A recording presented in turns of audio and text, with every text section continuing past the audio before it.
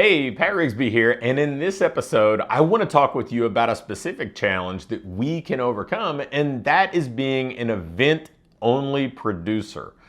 We see that a lot in our industry. People relying on big events like transformation challenges to really drive all of their business in, and they're really kind of hanging their hats on these big events. It's a mistake, but it's a mistake we can fix, so let's get to it.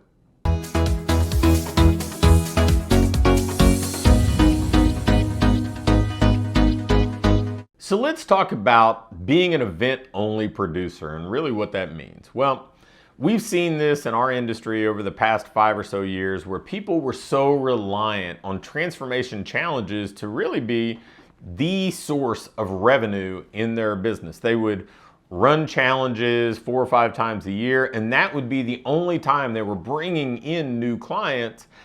And for a while it worked, right? Because they were novel in a particular market, because maybe there were only a couple businesses running challenges, or at least a couple businesses really aggressively promoting them. But then before long, the market became saturated. And it looked a lot like some of the things that we've seen in the past. If you're familiar with the internet marketing space to speak of, like you're seeing these product launches that used to happen 5 or 10 years ago where everybody would rally around this specific launch. They'd be all promoting the same thing for a couple weeks in whatever vertical they were in, and you'd see somebody run a product launch that might generate almost all of their revenue for the entire year. I know for me, back then, if I would launch a new product or program, I might generate more business or more new revenue from that launch by 5 or 10 fold from what I would do if I launched the same thing today, because the market has changed, the market has evolved.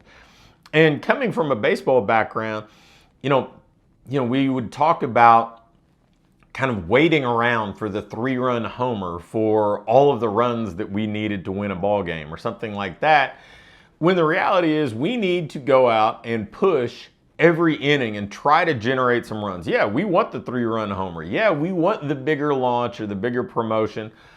But if that's the only tool you have in your toolbox, if market circumstances change, if the landscape or the environment changes a little bit, now your business is going to be weakened significantly. And I saw people really in this challenge heyday, expanding, adding location after location because they were hanging their hat on this one thing.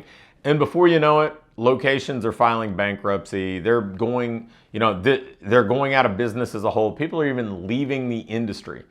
And this isn't new in our industry. I mean, we saw this when people were so reliant on things like Groupon. They would say, okay, I'm going to rely on getting a Groupon or a Living Social, and that's going to be my primary lead generator for the next 6 months.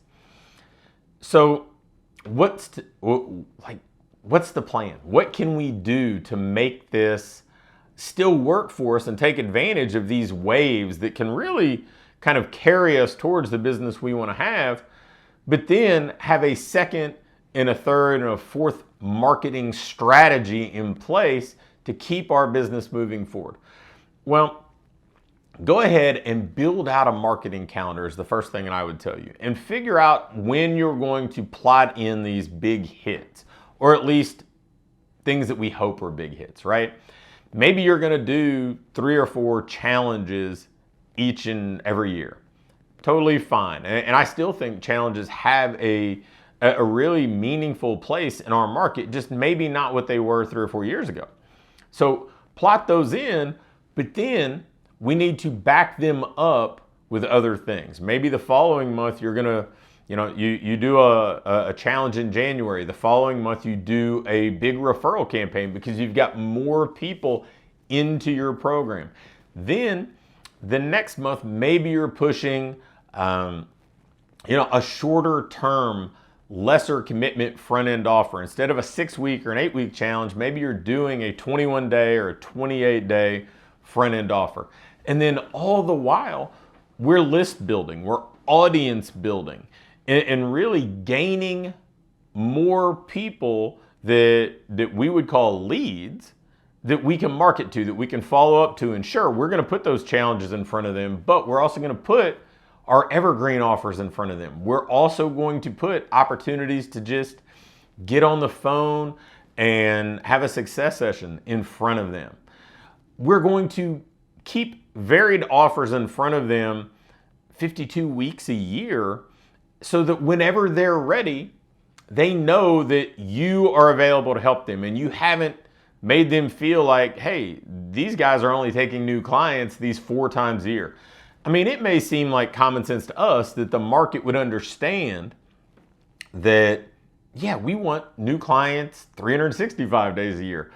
But the reality is they're not looking around paying attention to what you're doing each and every day. Your prospects aren't keeping tabs on you to see when you're bringing in new clients and when you're not.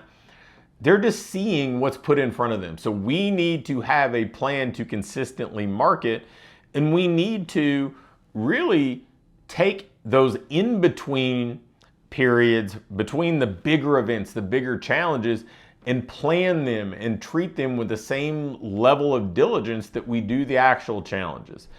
And if we do that, plus if we work a little bit harder to make the most out of every challenge, we're making sure we're spending one-on-one time with everybody that comes into our business during a challenge, we're still going to have the same type of growth and maybe even better and sustainable growth over time, because people aren't coming in just for 42 days at a time. They're coming in because they believe you're the best person to help them achieve their goals. So if you've been bitten by the challenge bug and you've put all your eggs into that basket, these big event-driven promotions is the only drivers to your business, having a consistent marketing calendar, having things that happen during those periods between challenges planned out, dialed in, and executed, that's how you're going to be able to overcome this. That's how you're going to be able to have a sustainable, successful business, no matter what circumstances change and happen and